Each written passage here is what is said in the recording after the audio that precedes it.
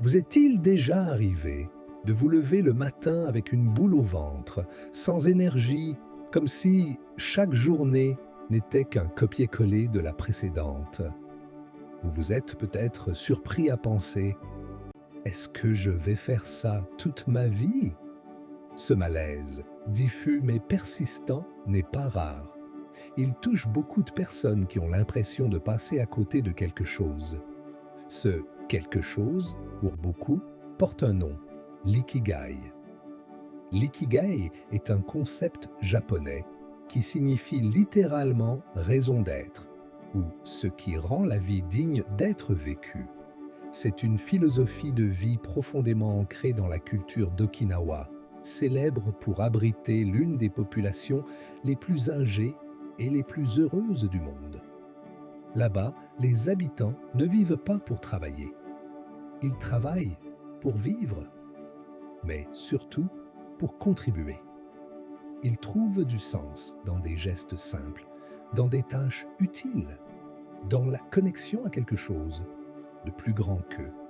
Contrairement à une idée souvent simplifiée, l'ikigai ne se limite pas à vivre, faire ce qu'on aime. Il repose sur une alchimie bien plus subtile. Aimer ce que l'on fait, être doué dans ce que l'on fait, contribuer à quelque chose de nécessaire et en vivre dignement. Quand ces quatre forces s'alignent, on atteint un équilibre rare.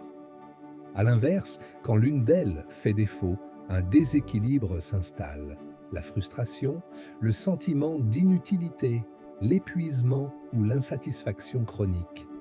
Mais alors, pourquoi est-ce si difficile à atteindre? Peut-être parce qu'on nous a trop répété qu'il suffisait de suivre notre passion pour réussir. C'est séduisant, mais souvent trompeur. Le chercheur Cal Newport l'explique brillamment dans son livre So Good They Can't Ignore You.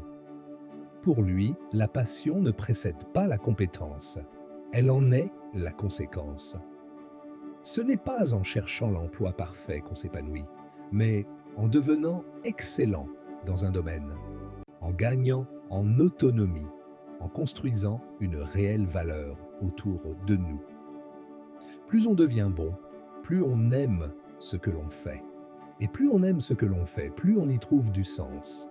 Et ce cercle vertueux, c'est le socle sur lequel repose l'ikigai. Trouver son ikigai, ce n'est pas recevoir une révélation divine, c'est avancer pas à pas, tester, ajuster, écouter. Il faut parfois se tromper, bifurquer, faire des choix inconfortables. L'ikigai n'est pas un objectif figé, c'est une dynamique. Il évolue avec vous, avec vos envies, vos compétences, vos rencontres, vos contextes de vie. Il demande de l'introspection, mais aussi de l'action. Il commence souvent par une simple prise de conscience. Quelque chose en moi aspire à plus. Ce cheminement, bien sûr, n'est pas sans embûches. Le doute est fréquent, le manque de confiance aussi. Et il y a toujours cette peur paralysante, celle de se tromper, de tout gâcher, de perdre ce qu'on a construit. Pourtant, le véritable risque n'est-il pas de rester figé dans une vie qui ne nous ressemble plus? À force d'attendre le bon moment, on oublie qu'il n'existe pas. Le bon moment, c'est maintenant, à la hauteur de ce que vous pouvez faire, là où vous êtes, avec les moyens dont vous disposez. Construire son ikigai commence souvent par une simple question. Qu'est-ce que j'aime vraiment faire, même quand personne ne me regarde? Puis viennent d'autres pistes à explorer. Quelles sont mes forces naturelles? Ce qui me semble facile, mais que d'autres valorisent chez moi? Quelle cause, quelle problématique, quel besoin me touche sincèrement? Et comment puis-je transformer cela en une activité viable, utile, épanouissante? Il ne s'agit pas de tout changer du jour au lendemain, mais de remettre un peu de vérité dans ce que vous faites chaque jour. Peut-être que votre ikigai est déjà là, sous une forme embryonnaire, noyé sous les il faut, les je dois, les ce n'est pas raisonnable. Il attend que vous lui laissiez une place, que vous acceptiez de l'écouter, même timidement, même à demi-mot. Le sens ne se trouve pas sur une carte. Il ne tombe pas du ciel. Il se construit. Il se cherche, se façonne, s'affine.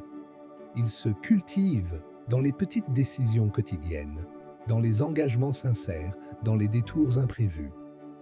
Il n'y a pas de voie toute tracée, mais il y a une direction, une tension vers ce qui est juste pour vous. Alors pourquoi ne pas prendre quelques minutes pour y réfléchir? Pourquoi ne pas écrire, même maladroitement, les contours de ce qui vous anime?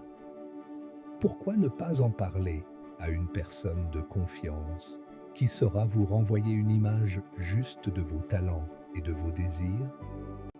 Pourquoi ne pas oser un petit pas dans cette direction aujourd'hui?